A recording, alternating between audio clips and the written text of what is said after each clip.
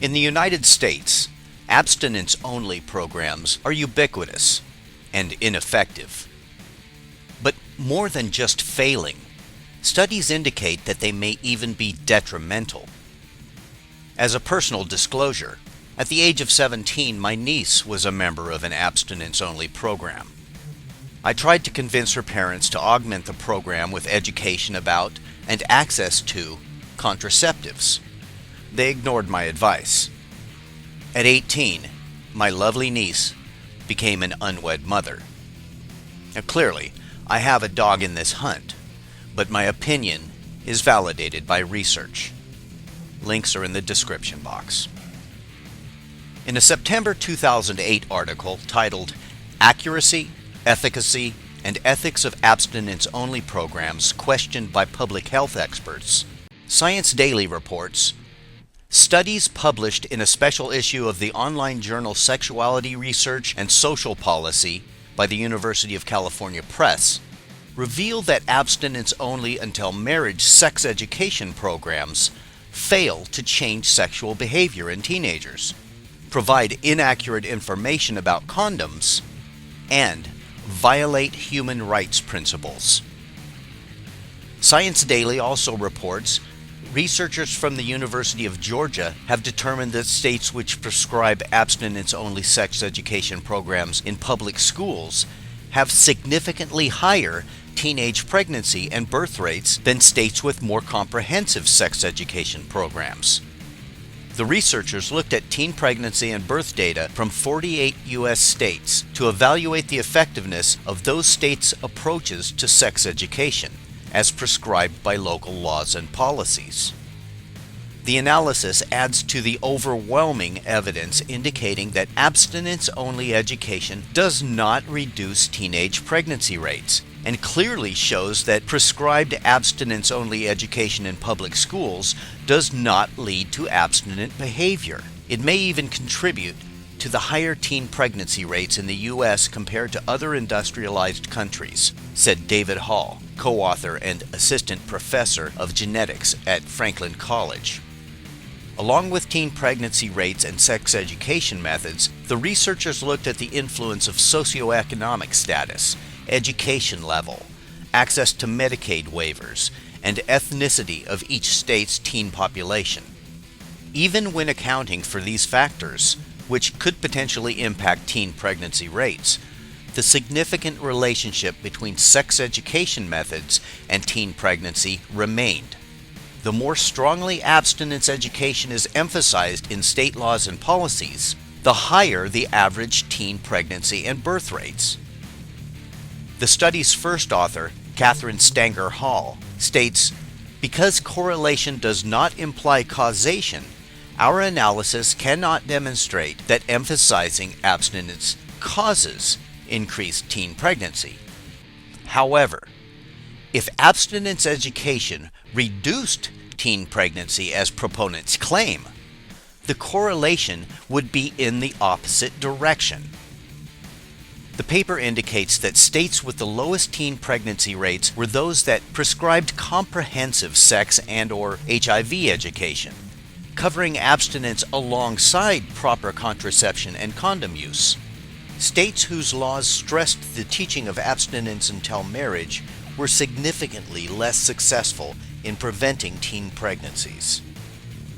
Advocates for continued abstinence-only education need to ask themselves, if teens don't learn about human reproduction, including safe sexual health practices to prevent unintended pregnancies and sexually transmitted diseases, as well as how to plan their reproductive adult life in school, then when should they learn it? And from whom? Said Stanger Hall. In summary, the level of abstinence education was positively correlated with both teen pregnancy and teen birth, indicating that abstinence education in the U.S. does not cause abstinence behavior. To the contrary, teens in states that prescribe more abstinence education are actually more likely to become pregnant.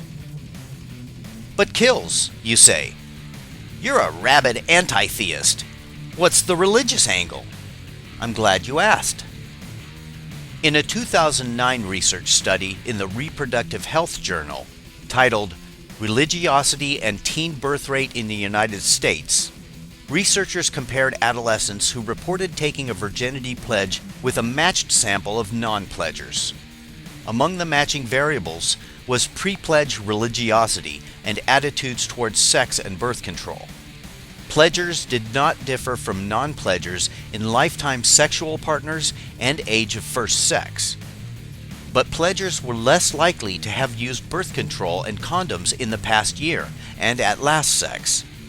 This research raises the possibility that moralistic attitudes towards sexuality can actually increase the likelihood of pregnancy by discouraging contraception without successfully discouraging sexual intercourse. Results? Teen birth rate is very highly correlated with religiosity at the state level, with more religious states having a higher rate of teen birth. Now, I've got some good news and some bad news. Between 1996 and 2009, more than $1.5 billion taxpayer dollars were spent funding ineffective abstinence education, which is bad.